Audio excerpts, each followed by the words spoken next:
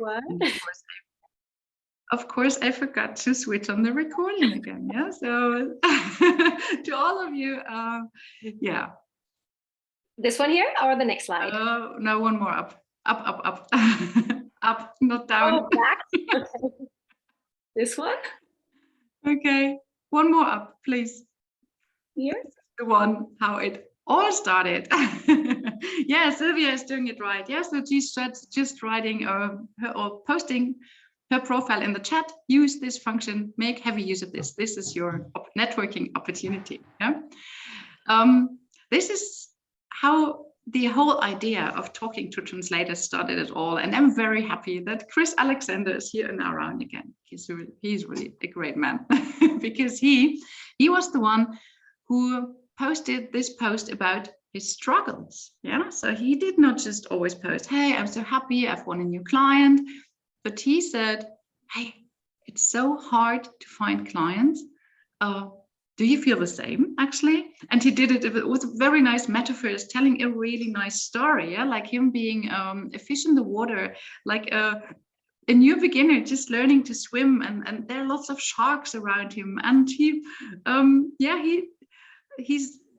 how did I really need to invest in a pair of water wings, yeah, and he did it so beautifully, and at the end he said, oh, oops, I need any advice would be more than welcome, as I think a piranha is just bitten my big toe off. And this so moved me that I commented under this post, hi Chris, let's have a chat, let's talk.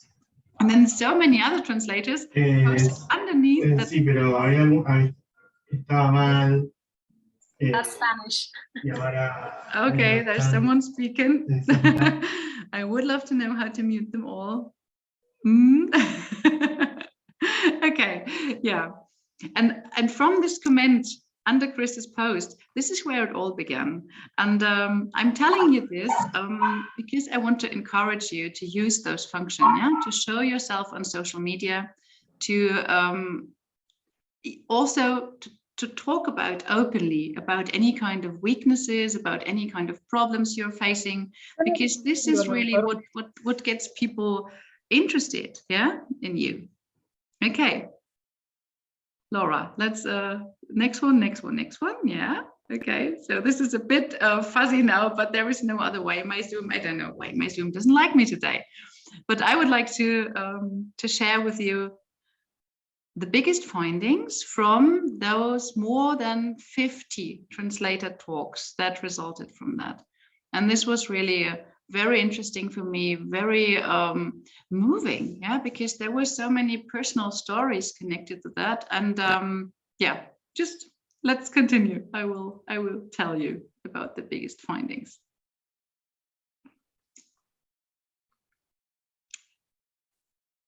This is just a summary of what I found out, what I told most of the translators I talked to.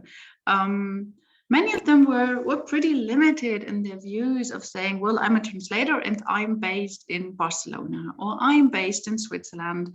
And actually, the really cool thing about being a translator is that your client is the whole world. Yeah, so the whole world is your potential.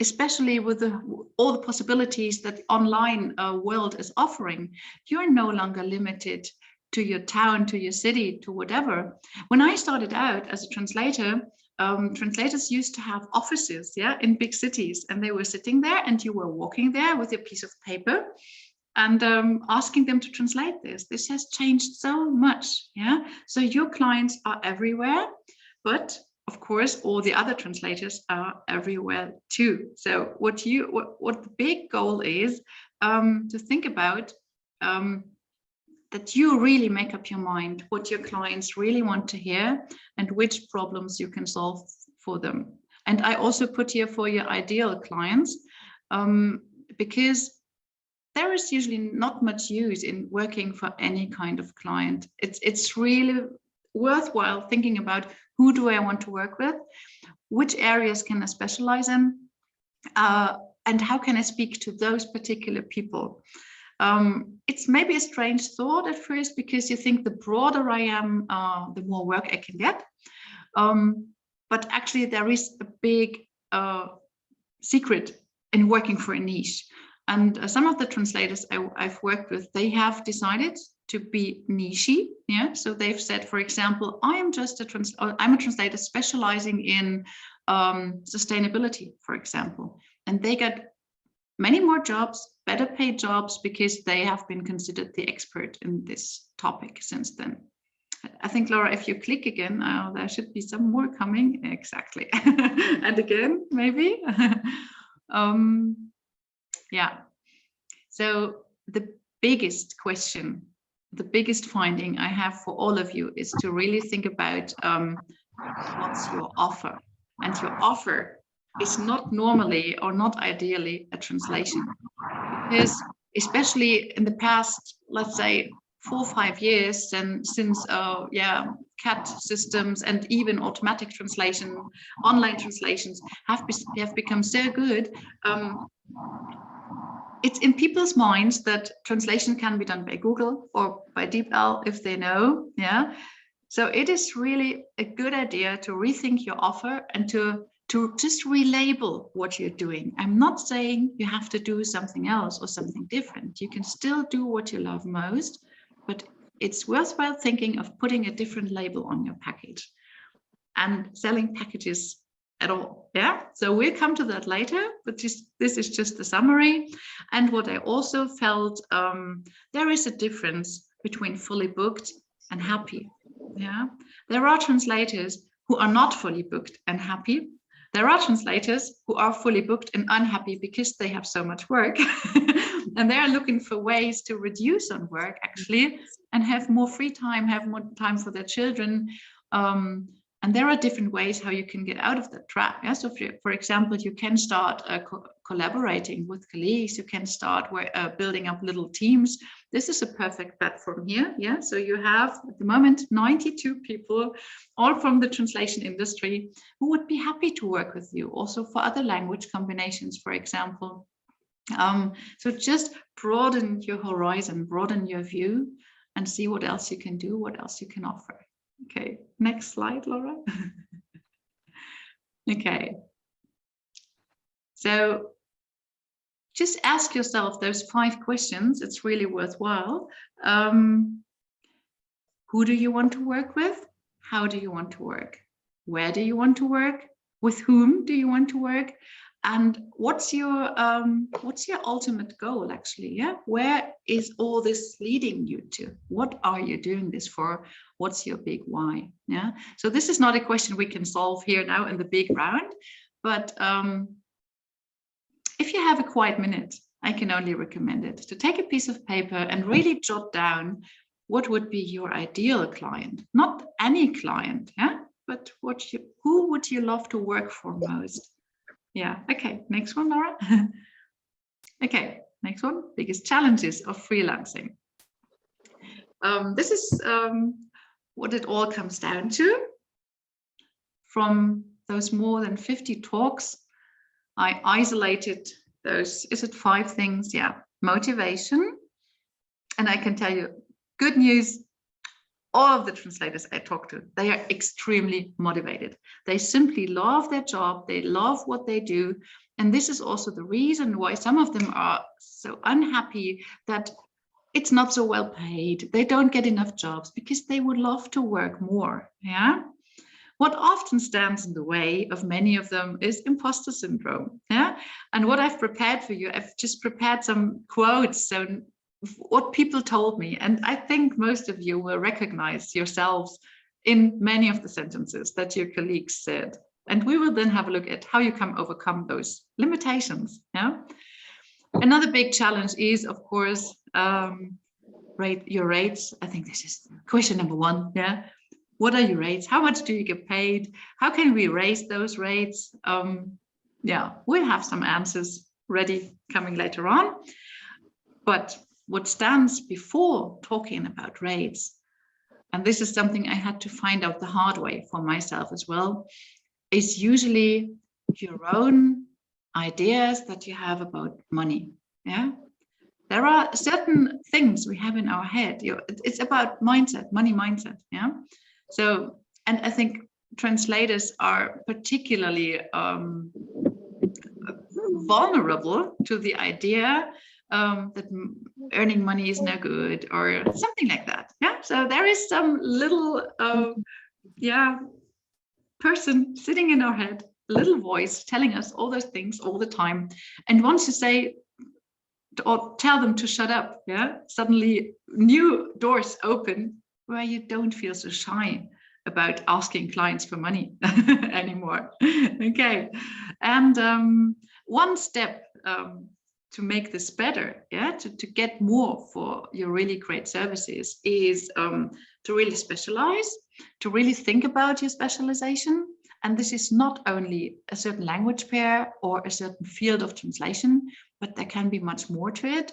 And if you wrap this up in a nice offer, and I always say, and put a little pink ribbon around it and make a bow, and sell it as a nice package, there's so much more in it to win new clients, which is the biggest challenge, number 5. Okay, let's continue. Yeah. So motivation is always about what's your why, and this is really a good question to always ask yourself. Also, again and again, this is something that changes. When I started out, my why was totally different from what it is now. I started out as a translator because I didn't want to work as a teacher anymore. Because I wanted to use my languages that I studied, and I was really fed up with repeating this year after year in class 5 when I had to explain to them, well, it's I am, you are, and they were saying, okay, I are, you are, they are. And I just thought, why did I go to London for? Why did I study for 5 years? It was just not this was my motivation back then. Now it's a totally different one. Now it's actually like reaching as many people in the world and encouraging them to do nice things with what they can. And translation is just one tool for this for me now. That has changed. But if you read those sentences, I think it's just, I think you will all recognize yourselves, won't you? People said things like, I always knew I wanted to be a translator. Translating is the only thing I've ever wanted to do. I have a passion for languages. I like to play on words. I get a buzz out of it. This makes me very proud. I like to help people overcome the language barrier. Just go on, Laura. There are more and more like these. So I think it all unites us. We are all in the same boat when we're talking about languages. I've heard sentences like, I've always wanted to translate, but then life gets in your way.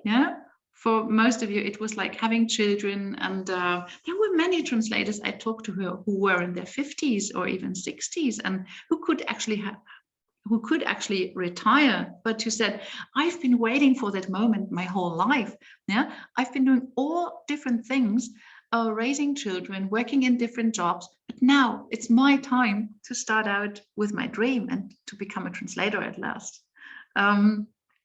They said sentences like, in a dream world, I would start translating right now. Then my question always is, what holds you back? Usually some kind of imposter syndrome or some crazy idea about money in your head. And once you resolve this, it can go really quickly. That you say, okay, then let's go ahead. One sentence that moved me most actually was, I thought everybody hated their job. This was really sad actually, because this was of a lady who had started translating after 20 years of working in a different job, and she was so happy with being a translator, and this made me happy again. Laura, just continue with the next one. On the other hand, we had people who were already fully booked, and they were thinking about how to reduce the amount of time they are spending.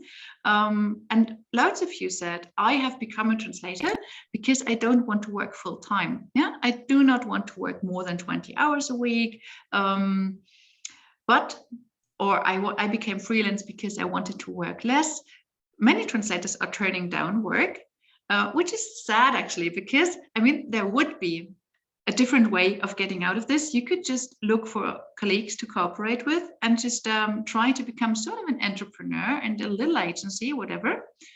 But the idea, of course, is always, how can you become fully booked with better work and higher paying clients? Yeah, so that you have more time and so that you can earn more from less time, and that it does not happen that your earnings are limited by your time. Yeah, so this is a big point all of you can think about. How can you separate time and money? Yeah, and how can you get away from this hassle of being paid by word or being paid by the hour? And one solution is really, actually, it's the only big solution, to offer sort of packages. Yeah, so think of what kind of package can you offer your clients. Okay, Laura, let's go on.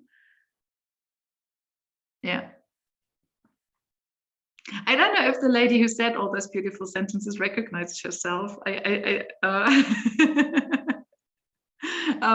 Because this is all from one girl, and she made me so happy with what she said, because it was so. This was a person who had worked in a different job before, started out as a translator, and she said things like, "I never knew such a free life is possible. It's too good to be true. So much freedom. Yeah, my life and my job is all one. I love it. Yeah, I'm feeling it more and more. There's another person inside me, and it just wanted to get out. There's an artist inside me. I'm enjoying every second. It's a blessing. I feel like I exploded. Finally, I'm in my skin." And if you read this, yeah, I think most of you will be able to relate to that feeling, yeah, and will say, yeah, if I'm in the flow, if I'm really translating texts that I enjoy, if I'm working with clients that I love, this is how I feel, yeah, and this is what's possible. And anytime you don't feel like this with a talk, it's worth thinking about what's going wrong, yeah, because this is what we all should be feeling all the time in a world where everything is perfect. Okay, Laura, next one. And this is why it's really worthwhile asking yourself from time to time, or maybe once at all, yeah, start asking you this question: what do you enjoy? What do you really enjoy doing? When are you happy working? Yeah. What does success look like to you? And what are your big goals in life? And the emphasis here is on big. So I'm not talking about goals like I want to go on holiday and I need 1,000 euros for that. What's your big goal? Yeah, what's your big why? Think about it, and maybe if you want to have a chat afterwards, there will be possibilities, especially with Laura, who has volunteered to talk to many of you if you want to. And this is a really good question to start from. Yeah, what's your big goal in life? Yeah, and it's not so long ago that I promised myself that I will only do things in my life that I enjoy. And I said this sentence to myself: I want no must in my life anymore. And this is a good sentence to start with. Yeah, just think about it. Okay. Yeah, next one, Laura. Yes, and now comes, this was all the good world of being a translator, yeah? And now I'm showing you some sentences that I heard in almost every conversation. People who are highly motivated, yeah, they love languages, they have a passion for language, they are happy when they translate, but then they say sentences like, but I still need to do my diploma before I can start. But I find it hard to get down to it. I don't have the time, you know? Or I have just a BA in translation. I have to get my MA first. I'm telling you, no, you don't have to. You can start right away. Honestly, I did my diploma. I did my MA. I did 2 MAs actually. I did my dissertation. So I did my PhD. And when I had done all of it, nobody ever wanted to see all my beautiful certificates. Nobody, really not. Yeah. So it's not a question of diplomas and certificates. It's just what those certificates give you is actually the self-confidence. Yeah. So you can go out and say, well, I have a diploma in translation, but people most people won't even know the difference between a BA and an MA, or they don't even know what the letters PhD stand for. Yeah. So go for it. Yeah. Even you don't need all those diplomas. You just need the knowledge and the conviction deep inside yourself that you can do it. And of course, it's hard for translators sometimes because of the isolation. They are hiding behind their screens. As I said, some of them are 50 plus, but why not? I mean, there are like 50 more years where you can do what you love. Yeah, Richard says people skills always outweigh certificates. Yeah, I can only agree. Also, when I mean, I'm an agency as well, and we get applications every day, like 15, 20. I actually don't ever look at sort of certificates. What interests me is the writing style, how they present themselves, what they tell about themselves. Yeah, this is what interests me as an agency owner. Okay, next one. There are some more nice sentences about imposter syndrome. Yeah, I'm just bilingual. Yeah, that's wonderful, isn't it? You're bilingual. Yeah. Or I lived in Italy for 15 years, but I have no official diploma in Italian. Who cares? Yeah, as long as you say you are good at what you're doing. Yeah. I even had translators, and I really liked that she told me about it. She said, I'm dyslexic. Yeah, but I love translation. What can I do? And we came up with loads of ideas. First of all, I mean, proofreading would probably not be the best job for her, but she can cooperate with a proofreader who can help her just correct the commas and stuff that she didn't do right. But she was a wonderful creative translator. She was a wonderful transcreator. Yeah. She was a great interpreter because she's bilingual. Yeah. So she can, in speaking, no one will hear that she doesn't know how to spell correctly. And I really love that idea that you can be a translator even if you're dyslexic. Yeah. Or things like, I don't feel good at anything, though I've always had top marks, or I worked at university for 15 years. Yeah. But I still don't dare going out and say, hey, I'm a translator. Yeah. So if you know, each of you might have like one or two of those sentences in your head, but if you see them in all this concentration, it actually becomes clear how ridiculous they are, isn't it? How absolutely not necessary sentences like these are for your career. Okay, next one. Yeah. I talked to many translators like 50 plus. I talked like many translators in their, say, best years. And I also talked to loads of young translators who were just starting out. And there always came the sentence, yeah, but I've got no experience, or makes my CV is very bare. I actually like this this way. Well, I'm so young, I have no references. Okay, I must admit, as an agency owner, references are important. Yeah, so I love looking at references. Yes, but the question is, when does experience start? Yeah, so those young translators often thought experience starts with your first official job.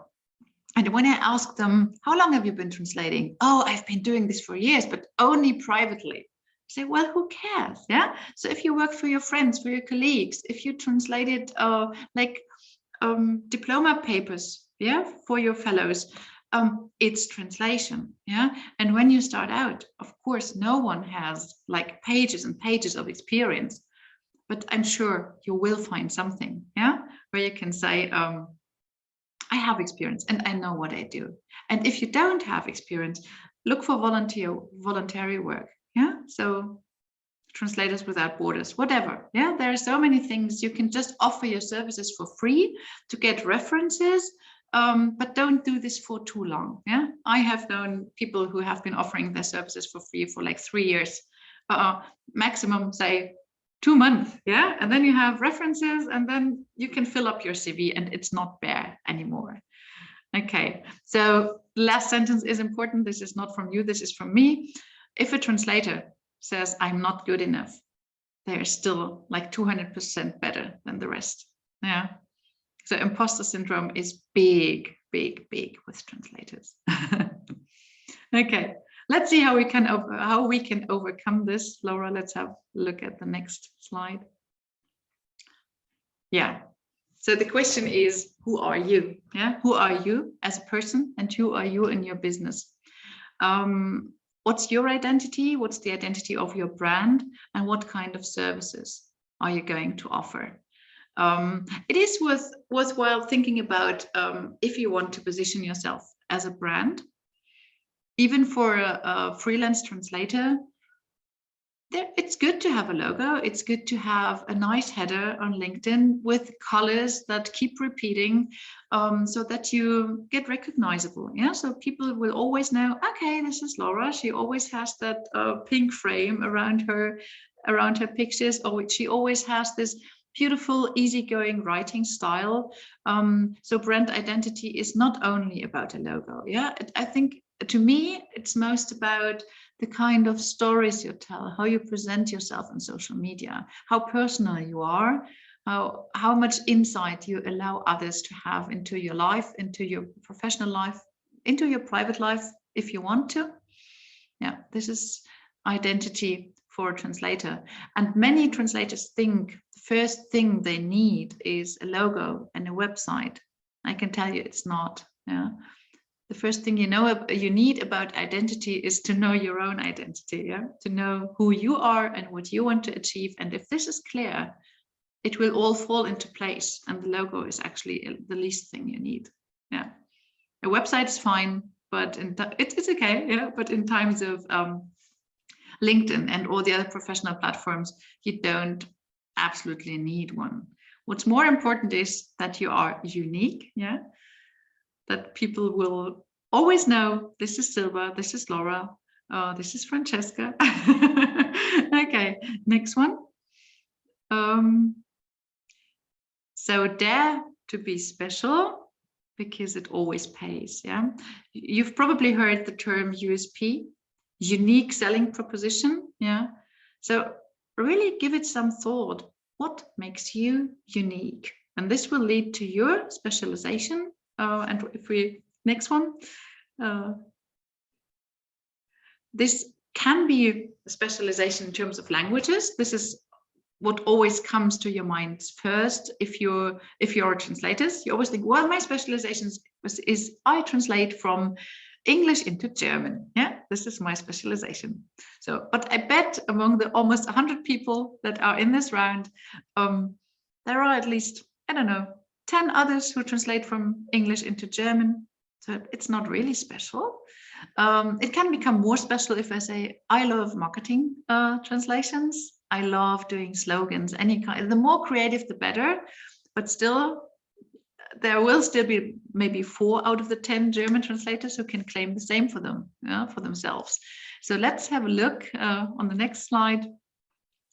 What can make you special? Yeah. Of course, which languages you offer, it seems to be so obvious, but I was really surprised when I talked to people, for example, what language they chose. Yeah. So for example, I had a man who said he studied Chinese, spent 6 months in China, but he offered mostly translations from Spanish into English. Yeah, and he didn't actually put the Chinese first. But when we talked, it became clear. I think he's also among us today. I don't know if you want to show yourself and let us know what became of it. Because I know there are so many translators from English into Spanish, but there are only a handful from Chinese into Spanish, from Chinese into English. Yeah, and of course there was imposter syndrome kicking in. Yeah, and saying, well, but your Chinese is not as good as your Spanish. But the thing from your source language, I mean, what's important there is that you understand it. Yeah. And you only, that's me. Oh, thank you, Joey, for being so open. No, that's cool.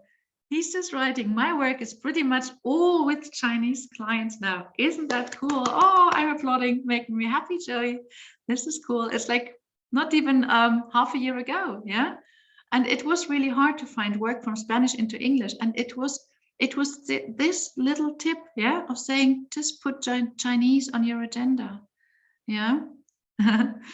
Okay, cool. Or I had a wonderful lady who said, my grandma came from Denmark. She spends her holidays every year in Denmark, but she didn't really dare to go out with her offer to translate from Danish into English because she thought the market is not so big. It's true, but if you connect this with your origin story and say this, my grandma came from Denmark, I'm half Danish. I spend my holidays there. I love cycling, and just post a picture of your bicycle in beautiful Danish landscape. Yeah, this is storytelling, and this is making you special. This gives a face or a picture to that empty mirror. Yeah, that we just saw in the unique picture. Yeah. Okay. So next one. What about specialization?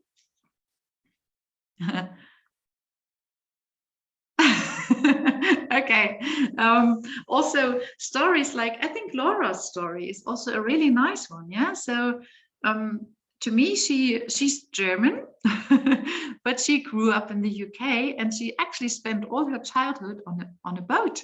Yeah, traveling all around the world with her parents in a banana box. Yeah. So there's this beautiful picture on LinkedIn. I know all this from LinkedIn. Yeah. So this is what it's good for. And it sticks in my mind. Yeah. Laura is the one who traveled the world on a boat in a banana box. Yeah.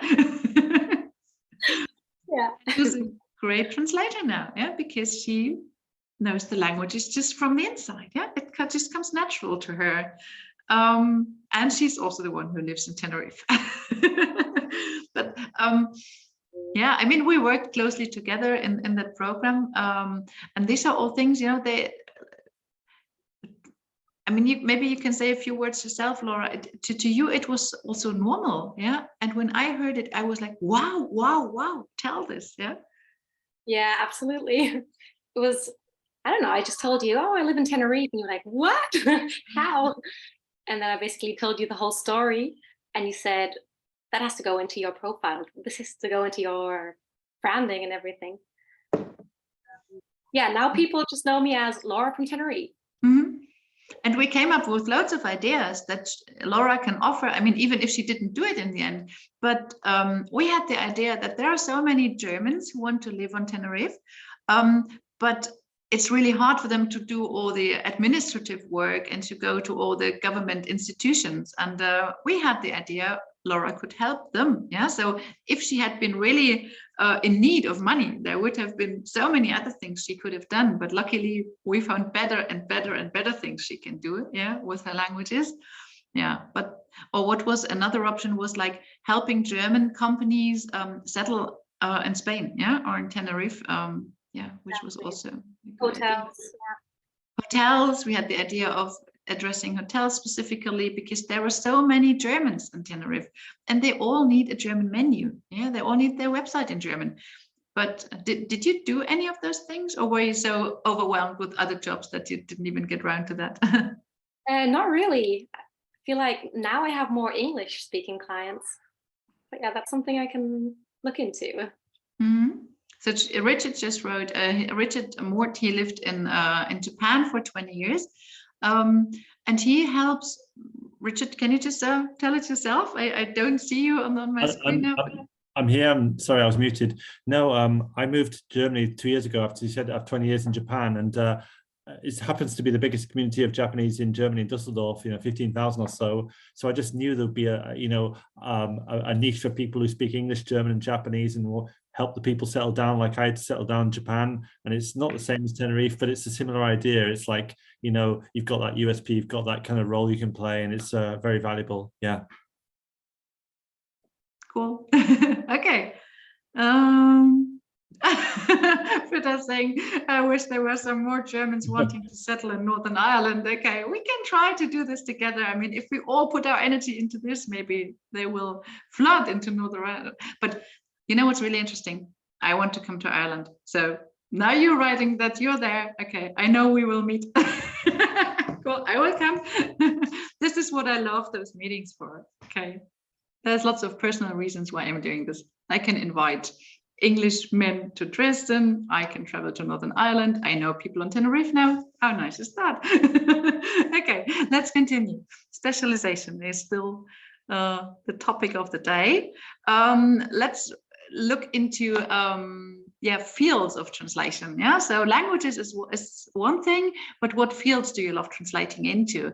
I can only tell you, the more, can you say that in English, like niche? Yeah, the more niche it is, the more pointed your offer is, yeah, the better. Yeah, you always think you have to say, I specialize in marketing. Yeah, but marketing is so broad. Yeah, if you say the narrower the niche. Okay, thank you, Richard. I got many great assistants here in the round. Good.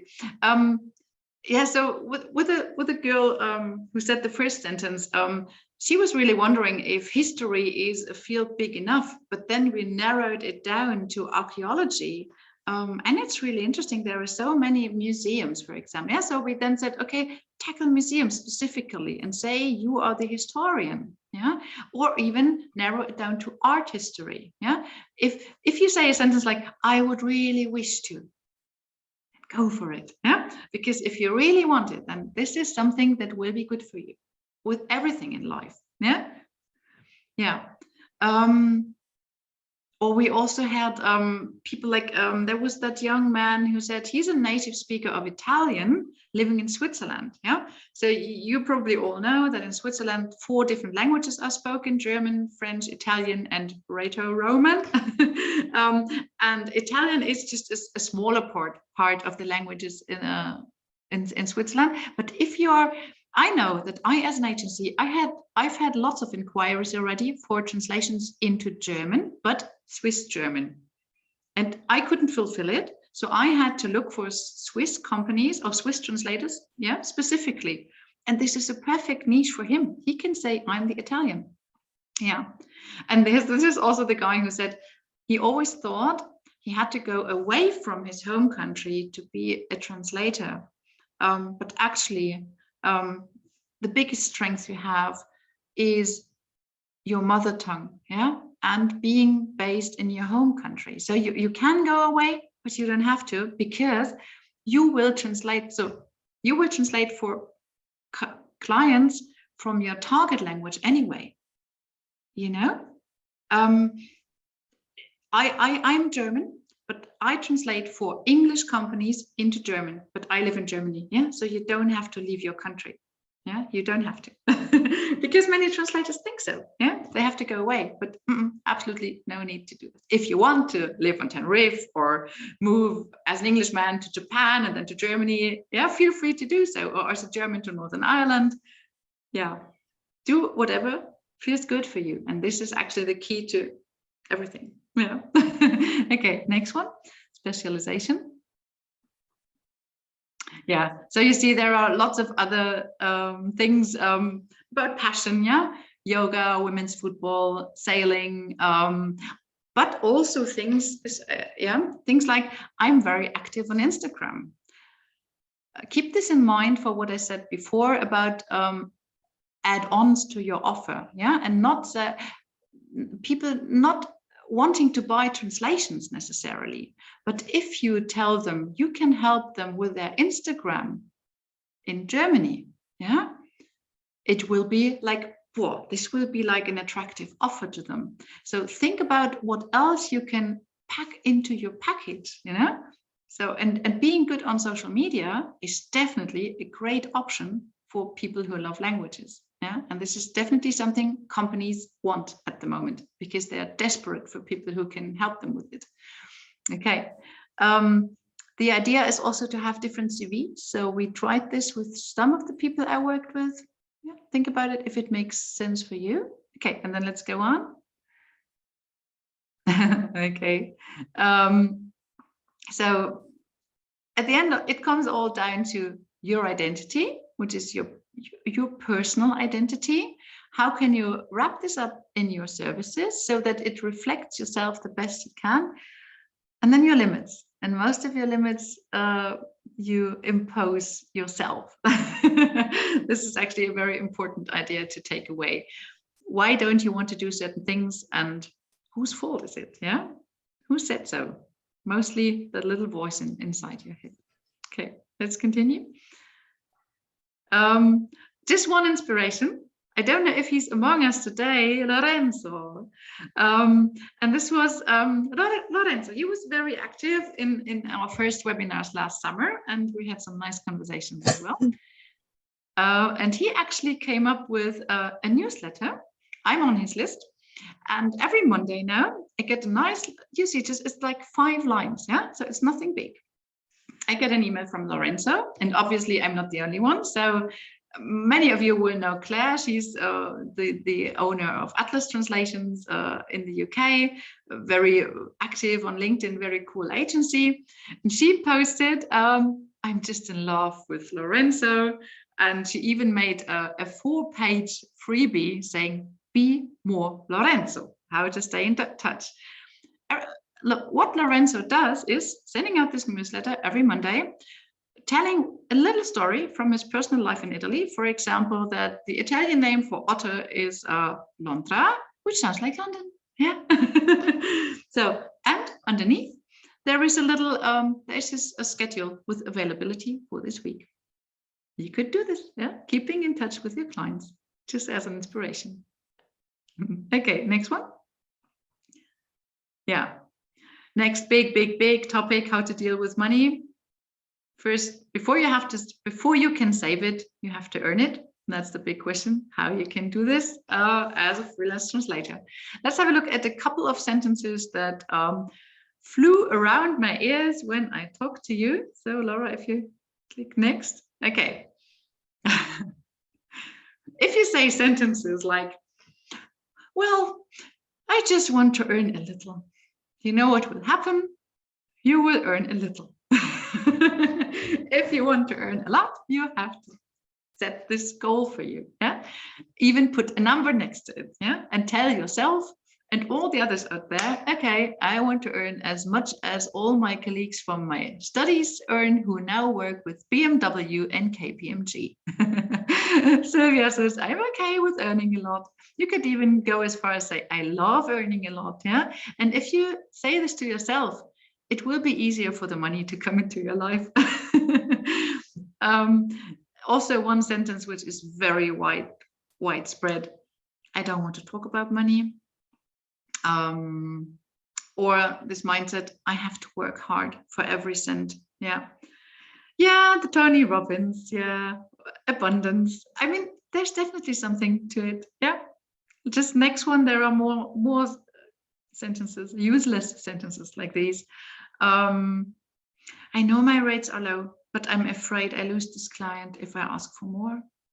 I can tell you, I felt the same, yeah. And yes, I lost some clients because I asked for more. Yes, I did. But I won new ones who paid lots more because I had some time to spare for them at last, yeah. This is actually the end of the story. Also, a very dangerous thing, I have never calculated how much my rate per minute would be in rate per words, and I have never compared where I earn more, yeah.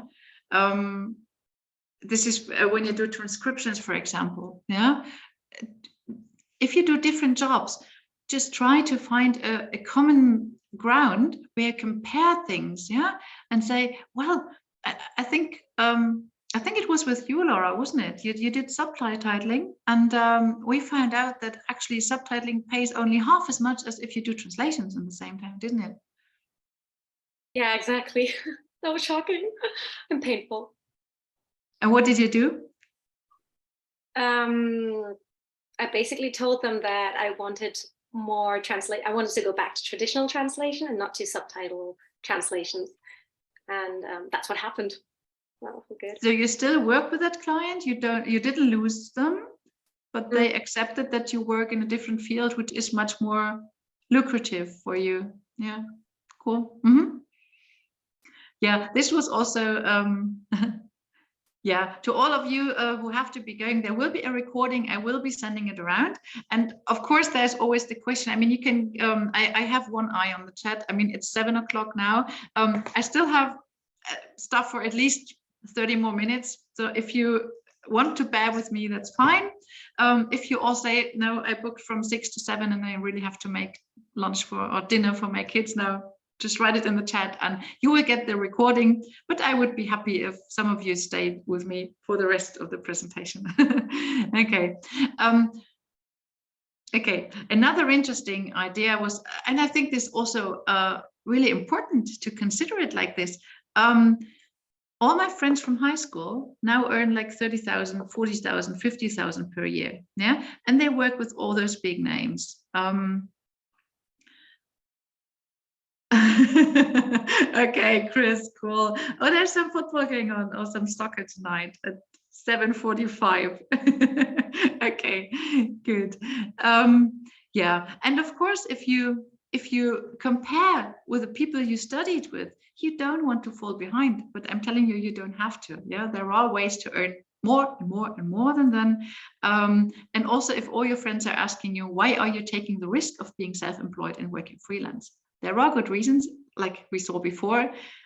Your free time, being happy with what you do, yeah, and this is most important. And if you can sort out the money to go with it, that's even better. Okay. Good. Oh, please, guys.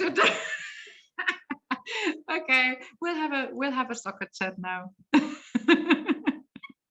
I know I can't help it. Okay. Yeah, that's a good point. Let all the husbands make dinner, or the wives, whatever. Okay, next one. Let's stick with money mindset.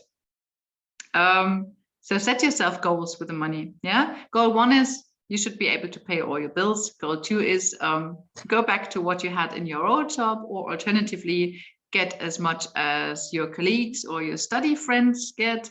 And goal 3 is fulfill your dreams. Yeah. And this is what it's really worth thinking about. What is this for me? Okay, next one.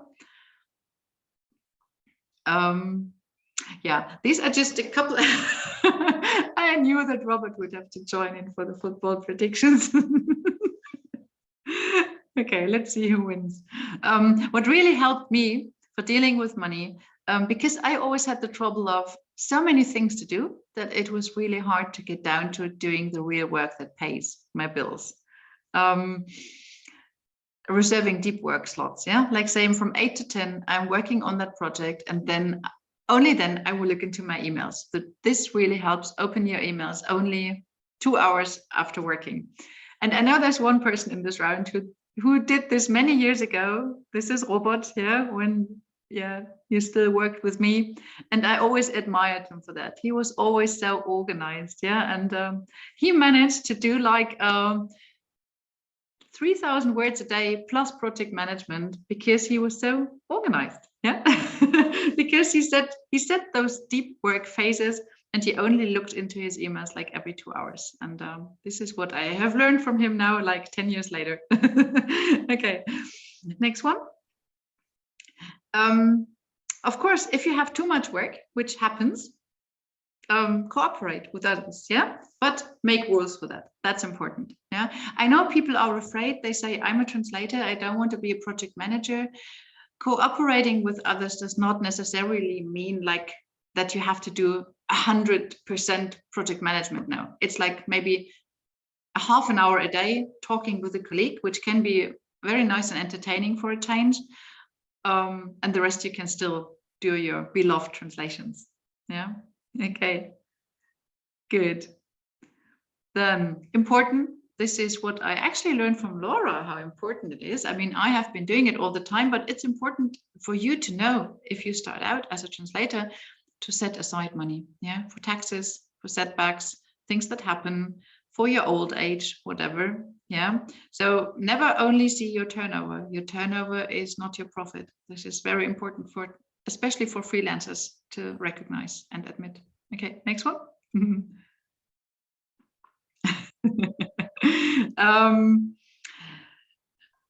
Most important thing about money is your pricing. Yeah, and there we go. What I talked about before: specialize.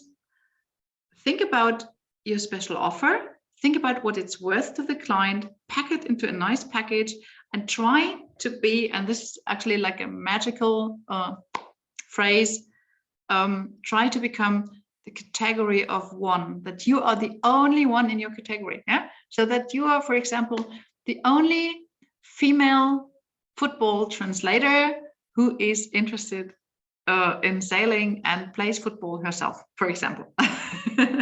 And if you position yourself like this on the market, then this is your USP, your unique selling proposition. And then you have no competition. Yeah, it's really, I mean, this is what marketing is all about. What I skipped at the beginning, I didn't introduce myself because I just assumed that everybody knows me. But I actually run 4 companies. Yeah, so I started out as a freelance translator, founded an agency because I had too much work. From the translation agency, it grew naturally into a marketing agency because I started copywriting. I looked for graphic designers to help me. I employed graphic designers. Suddenly I had a marketing agency. We needed a bigger office. We moved into this nice villa that you see here in the background. And the house was so nice that people started asking, can we get married here? We said, why not? Which is my favorite question of all. So it happens that, or it happened that nowadays we have 100 weddings in our offices. And we became an event location. So we set up an event business as well. And then I have my own product line of traditional German wooden angels, which started out from my father's old factory from 100 years back. So this is my story, which is really crazy. But in all of those 4 specializations, I'm sort of a category of one. Yeah, I own my field. And this is what my USP is. Yeah. Okay. Yeah, then next one. Dealing with clients, agencies versus direct clients. A big question. There was a very nice talk from Richard on this topic. If you're interested, you can let me know and we continue with that. Yeah, let's skip through a bit quicker now because I really don't want to keep you here until tomorrow morning. What people said, or what holds many people back from actually approaching direct clients, is the security. Yeah, so people like working or like the security of working with agencies. On the one hand, is financial security. Of course, if you have a handful of agencies as a freelance translator, you have sort of a regular income. Yeah, and people also like the double checking. But I can tell you, you can make sure of that also by yourself. You don't need an agency to team up with another colleague who does the proofreading for you. Yeah. And my favorite sentence is, Laura, if you click on the next ones, I learned this from a very good friend who fell in love with a guy from Austria, left everything behind, started a whole new life in Vienna. And she told me the sentence, your possibility starts where your security ends. Yeah. And this is actually a very wise sentence. Okay. The good thing about direct clients, they don't know the rates. They don't have the 7 cents per word in their minds because they want the result. Yeah. Many people or many translators say, well, they don't know what it takes to get a proper translation.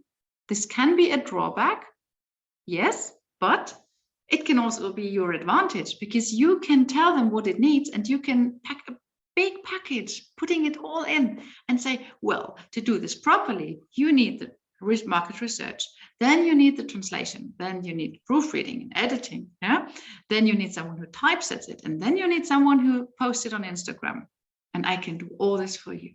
And if you do this, nobody will ever ask you for a rate per word. Nobody. Yeah, you can say, I can do this for you at 1,750 euros per month. Yeah, and nobody will ask how many words you're doing for that.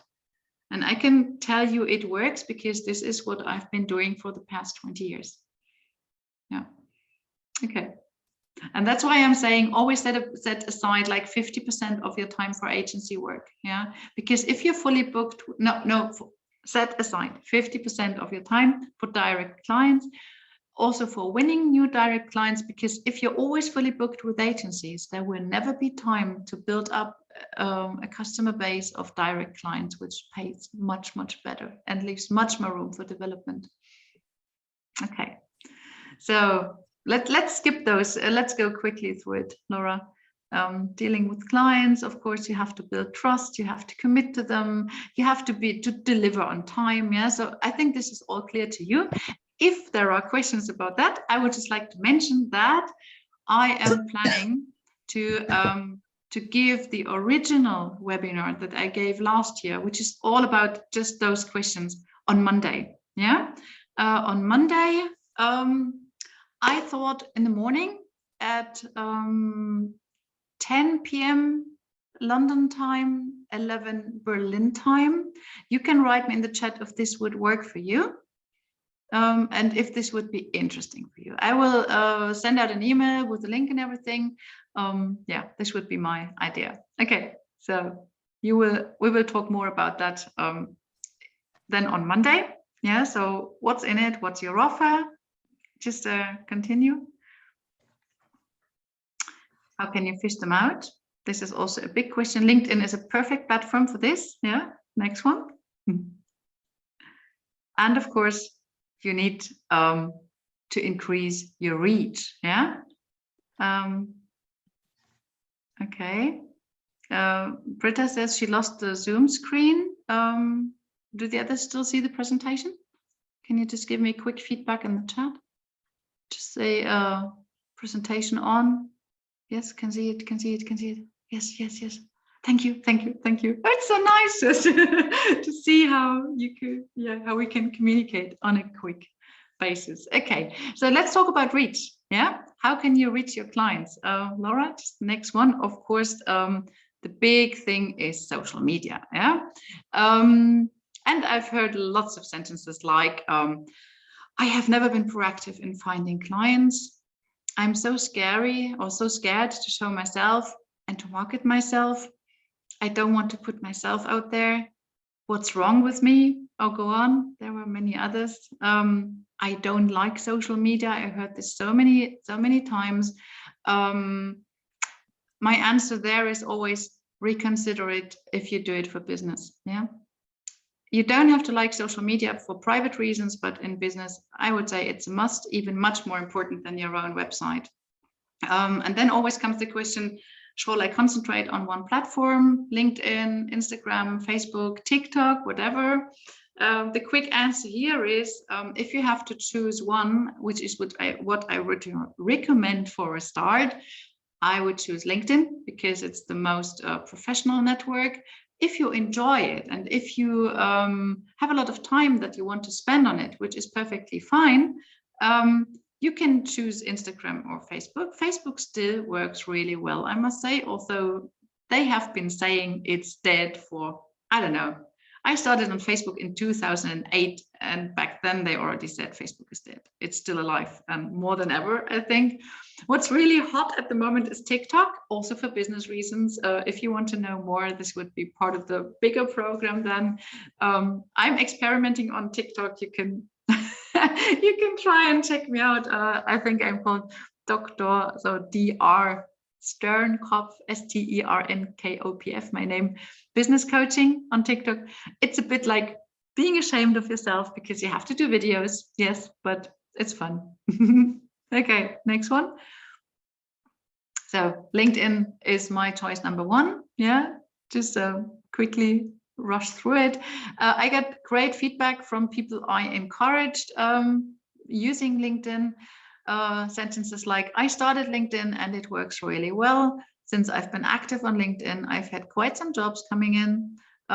Most people wish to have some help with their profile, with their content, with their storytelling, or revamping their presentation. This is something what we do in the bigger program as well. What I never understand, but which is obviously pretty hard for some people, is to come up with content ideas.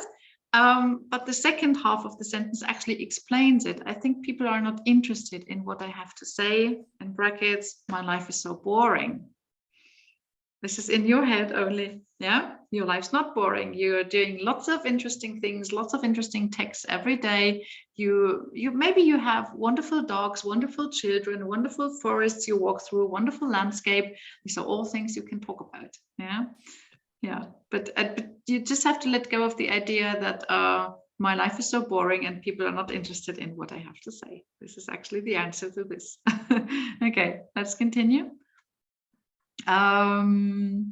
Yeah, what's also interesting, like email marketing, which is really a good thing for translators in general.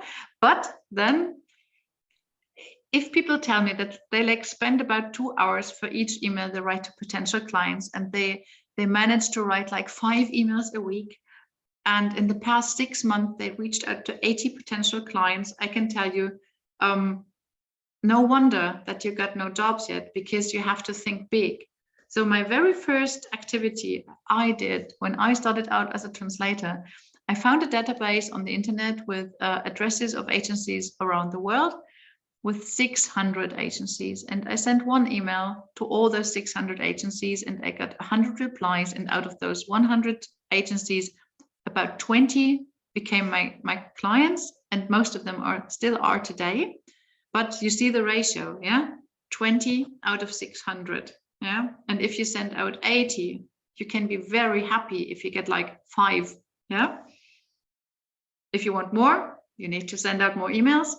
You have to be not spend so much time on writing each email. Just prepare one and send the same to everyone, yeah? Don't individualize it too much just for the beginning. Okay, next one. Yeah, these are just some quick answers. Yeah, dream big, of course, but you can start small. Yeah, you don't need a website, just do your LinkedIn profile first. This would be a quick start, yeah, for everybody. Next one. Okay, one channel, one topic. Yeah, okay. So if you choose to be on Instagram, on Facebook, on TikTok, on LinkedIn, you can have different topics for each channel if you want to. Yeah. Okay. Now Richard comes up with ChatGPT. Okay. This will be the next webinar. Okay. But for anybody worrying about whether they have enough things to tell, this is actually the answer. Talk about yourself. Yeah. Let your true self shine through. So storytelling is my magic wand here, which always works. Yeah. So just tell your story. Tell other people what you do every day, and you will see also for yourself, your life's not boring. Yeah. There will also be a storytelling is also part of the bigger program, because I think it's so important. And the good thing is, once you have learned it for yourself, it comes in really handy for your clients as well. Yeah. So you can use the storytelling techniques also for writing Instagram posts for your clients, and get away from that translation only. Okay, yeah, next one. Yeah, one post, one call to action. Okay. And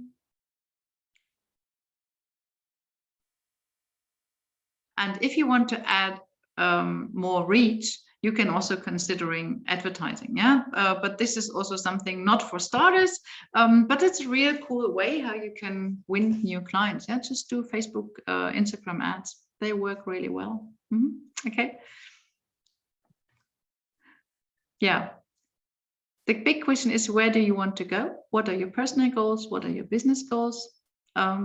This is what we usually start with when we talk about the bigger picture. Yeah. Go on. And it's obviously something many people have not thought about, but it's absolutely basic for making the right offer. Yeah. The interesting thing is, I think you've already heard what I said before. There is more to being a translator. Yeah. You don't have to be an agency just because you cooperate with others. Other options than translating are, for example, is the recording for anyone or only if you had registered? I mean, I will be sending the recording to anyone whose email address I got. And if you registered, the email address will be there. So I would say, Britta, if you're on here, you will also get the recording. Yeah. Okay. Yeah. So reviewing is a good thing. Yeah. Laura, just continue. There are many other services you can offer. Yeah, so you can offer transcription, for example. Yeah, you can offer proofreading. You can offer interpreting. You can offer subtitling, audiovisual translation. You can team up with proofreaders. This can even be your husband, your friend, a colleague, whatever. You can offer copywriting. You can offer storytelling. You can offer doing social media posts. Bye, Francesca. I see you. Okay. Yeah, just go on, Laura. Social media work. You can offer graphic design. Yeah, you can make posts and images and stories for your clients.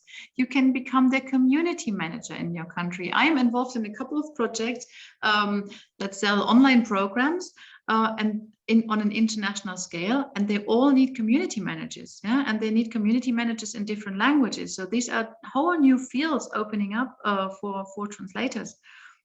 Consider those. Yeah, don't stick to the old idea that you have to translate in a Word document or in Trados, whatever. Yeah, you can also offer legal help. Yeah, so I've had many translators who work with asylum seekers or people who want to buy a house in Spain, in Northern Ireland, on Tenerife, wherever. Yeah, and you can also work in sales if you like. Yeah, because you have knowledge that many people don't have. You know many different languages, yeah, and this can be used. Language is just a tool, and this is what we have to admit, in spite of all the passion we have for this wonderful thing called language. Yeah, and if you start considering it a tool and using it like this, suddenly you see a much bigger scope of what you can do with it. Okay, next one. Also an important thing, yeah, we've talked about funny stuff now, like proofreading, reviewing, editing, subtitling, audiovisual, whatever. I'm sure all of you understood what I was talking about, but do your clients know all these words? Do they know what they mean? Do they know what they need them for? Do they know why they need a transcription? Do they know why they need subtitling? It's your job to explain to them, to tell them what other services they need to be successful on their target market, and you tell them what's in it for them. This is your job, and the better you are in telling your clients what's in it for them, the more things they will give to you. Yeah. So sell them things they didn't even know they needed, and this is important, but you know they are good for them. So I don't want to convince you to sell them crap they don't need, but we all know that to deliver a good translation, it has to be proofread, it has to be typeset by a person who pays attention to what it looks like in the target language. It needs to be proofread again after typesetting. So we all know this, but our clients don't. Yeah. And as long as they don't see the value and the use of this, they won't order this from you or buy this from you.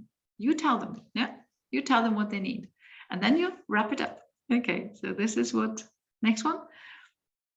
This is, again, my favorite. I can only say it again. Think of packages, yeah? And put in your nice little parcel with a pink bow, translation plus proofreading. Market research plus copywriting plus translation. Translation plus graphic design. Yeah. Copywriting plus translation. Copywriting plus translation plus typesetting. Yeah. And make a nice carefree package with all in that your client can lean back and relax, and it's all done for him. This is what you can offer if you want to. Okay. So you can be much more than a translator. Yeah, you can be a proofreader, you can be an editor, you can be, yeah, Laura, just the next one, because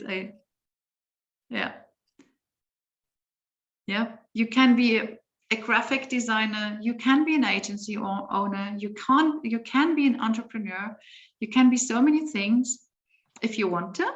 And this is important. Yeah, only the things that resonate with you, of all the things I talked about, yeah, tonight, only the things that resonate with you will really be good for you. Yeah, just because I said you need to team up with a proofreader and you sit back and think like, oh no, I don't want to. Yeah, then this is not your way. but maybe your eyes became shiny when I said, oh, you could do some graphic design. You could do the Instagram post for your clients.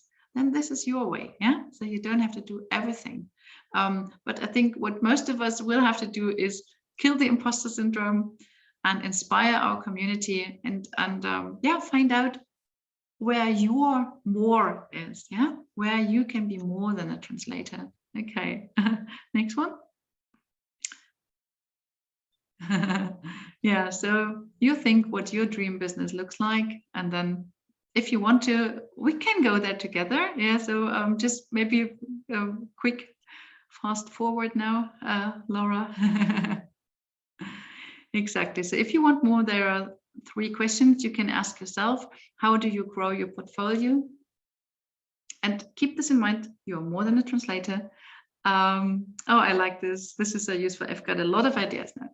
What you would make me really happy with, if you just wrote me on LinkedIn or in an email, whatever, if there are inspiration inside you, just ideas. I love ideas. Yeah, so I'm very happy to learn about your ideas, and yeah, just send them to me. Yeah, question number 2 to think about for those who are already longer in the business, and if you are fully booked, is there more?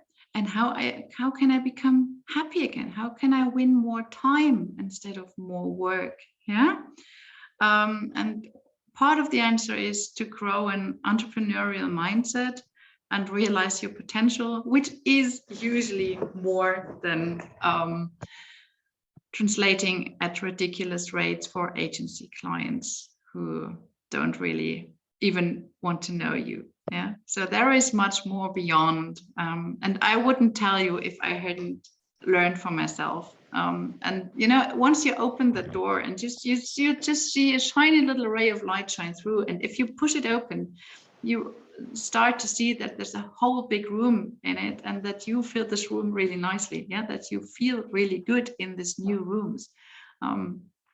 Yeah, and this is what I want to encourage translators in particular, because I know that many of them are just stuck, tied to their screens and don't really get out of their little world. But there's so much all of us can actually offer and help other people. Yeah, it's about helping. It's not about selling, it's about helping. Okay. Yeah, next one. So if you were answering some of those questions with yes, yeah, just think about you're more than a translator, more than a linguist, more than a freelancer. Maybe it goes on, Laura. You can be a copywriter, you can be an editor, you can be an interpreter, an author, marketing expert, mediator, communicator, negotiator, can be an agency, entrepreneur. Next one.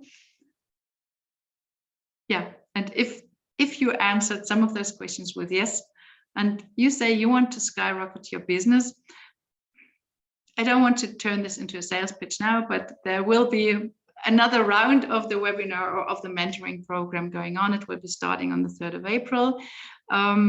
Maybe Laura can copy the link in the chat. I mean, I think you can also easily remember it. Fully booked translators. This is where I will explain what it's all about. But before you copy it, Laura, maybe you could just click one further so I can quickly explain it. You keep in mind fully booked translators. So we have a 5 pillars that we are working on.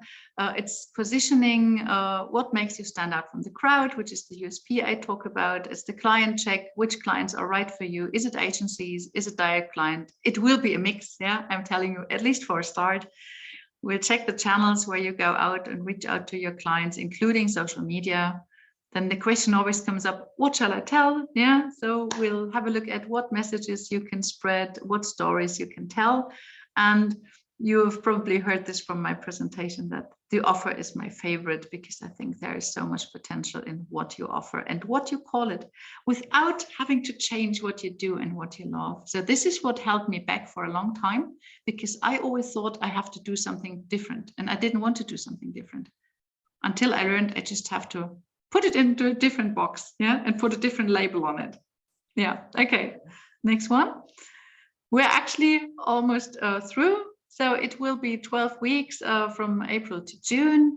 And the best thing about it really is that supportive community, like the round we are having just here now with I have no idea whatsoever how many people will be ending up in there. But I can assure you it will be quite a nice crowd, and it's so valuable to have people you can turn to. I would have been absolutely lost tonight if it hadn't been for Laura, who jumped in and did the presentation for me because my Zoom decided to kill me tonight. Yeah. But I'm still here, alive and happy, because Laura just did it for me. And this is what networking and cooperation is all about. Yeah. And whenever I was struggling for an English word, Richard jumped in and wrote it in the chat so I could continue. Yeah. This is networking, and especially we translators, we have been so missing these things, yeah, because we are always, most of the time, you are alone, yeah, but you don't have to be alone. You see, there are so many of us, and I also want to give back the recommendation. I had the honor of being invited to the Zoom coffee of Laura and Ingrid. Laura, how often does it take place? It's every other week, so every 2 weeks basically.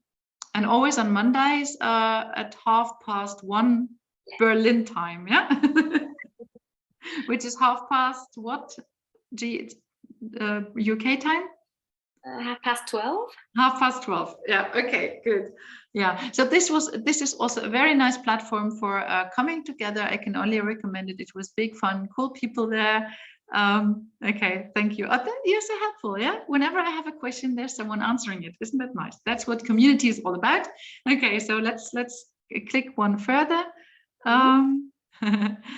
So if you want to talk about your potential, yeah, and this is also for free.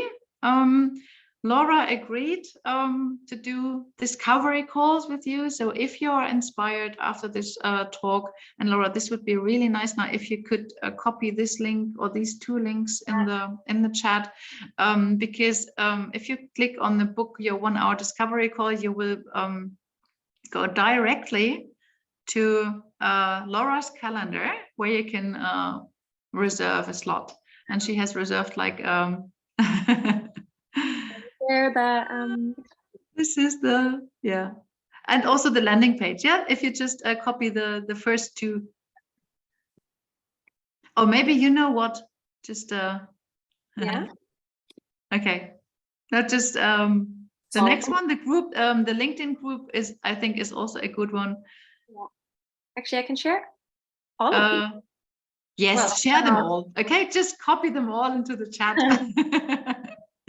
Okay, so because this is something I don't like about Zoom, you can't click on the links. You always need someone to copy it in the chat for you. Okay, so if you want to continue this conversation on a more private basis, yeah, you are invited to book your free call with Laura. You can also now we need to continue with you can join our LinkedIn group, Fully Booked Translators. The link is in the chat as well. Exactly. Got it. Yeah. You can see the presentation. And this is actually one sentence I really like. Someone said this about me years ago. Yeah, recording will be available. It will be sent to everyone whose email address I've got. But if you are here on this webinar, I suppose I have your email address because you had to register before you came in, right? So yeah. So this is actually something someone said about me years ago. You don't only teach them how to write, you teach them how to think. And I actually like this because it's so much about mindset, and so many limits are only in your head. And yeah, it's so cool if you start jumping over them, opening those doors where those rays of light are shining through.